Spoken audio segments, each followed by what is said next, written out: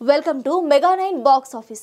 అక్కినేని నాగచైతన్య తండేల్ సినిమాతో block buster సాధించడం, 100 కోట్ల క్లబ్ లో చేయడం తెలిసిందే. దీంతో చైతు నెక్స్ట్ సినిమాలపై మరింత క్రేజ్ పెరిగింది. ప్రస్తుతం విరూపాక్ష డైరెక్టర్ కార్తిక్ దండతో సినిమా చేస్తున్నాడు. థ్రిల్లర్ కాన్సెప్ట్ తో రూపొందుతున్న ఈ సినిమా ఇటీవల సెట్స్ పైకి వచ్చింది.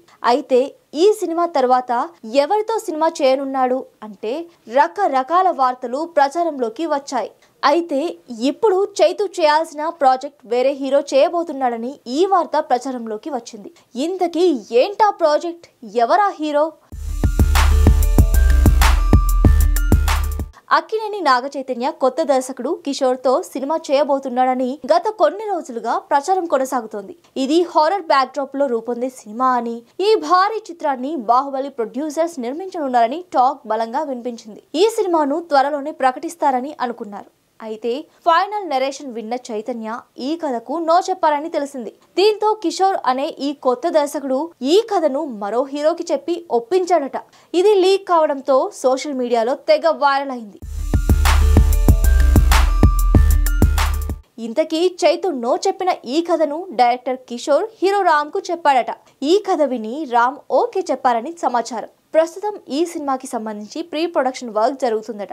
రామ్ నటిస్తున్న ఆంధ్ర కింగ్ తాలూకా సినిమా శరవేగంగా షూటింగ్ జరుపుకుంటుంది. ఈ సినిమా తర్వాత హరీష్ శంకర్ తో సినిమా చేయాలి అనుకున్నాడు. కానీ ఈ ప్రాజెక్ట్ లేట్ అవుతుందట. అందుకనే కిషోర్ అనే కొత్త దర్శకుడు చెప్పిన కథతో సినిమాను పట్టాలెక్కించడానికి ప్లాన్ చేస్తున్నాడని తెలిసింది. ఈ సినిమా హారర్ బ్యాక్ డ్రాప్ లో ఉంటూనే కొత్తగా ఉంటుందట. అయితే చైతన్యకు హారర్ సినిమాలంటే నచ్చవు. అందుకనే నో చెప్పి ఉంటాడని టాక్. కిషోర్ చెప్పిన కథకు నో చెప్పిన చైతు శివ నిర్వాణ చెప్పిన కథకు ఓకే చెప్పారట. ఈ సినిమాను ప్రముఖ నిర్మాణ సంస్థ మైత్రి మూవీ మేకర్స్ నిర్మిస్తోంది. గతంలో చైతుతో మజిలీ అనే సినిమా తెరకెక్కించాడు. ఈసారి లవ్ స్టోరీతో పాటు యాక్షన్ చూపించబోతున్నాడని తెలిసింది. తండేల్ సినిమాతో చైతు 100 కోట్ల క్లబ్ లో చేరాడు. ఇక నుంచి కథల విషయంలో మరింత కేర్ తీసుకోవాలని, ఈ సక్సెస్ ని కంటిన్యూ చేసేలా కథలు ఎంచుకోవాలని తప్పిస్తున్నాడు. అందుకనే మొహమాటానికి సినిమాలు ఒప్పుకోవడం లేదు. మరి చైతు స్టోరీ సెలక్షన్స్ ప్లానింగ్ ఎంతవరకు వర్కౌట్ అవుతుందో చూడాలి.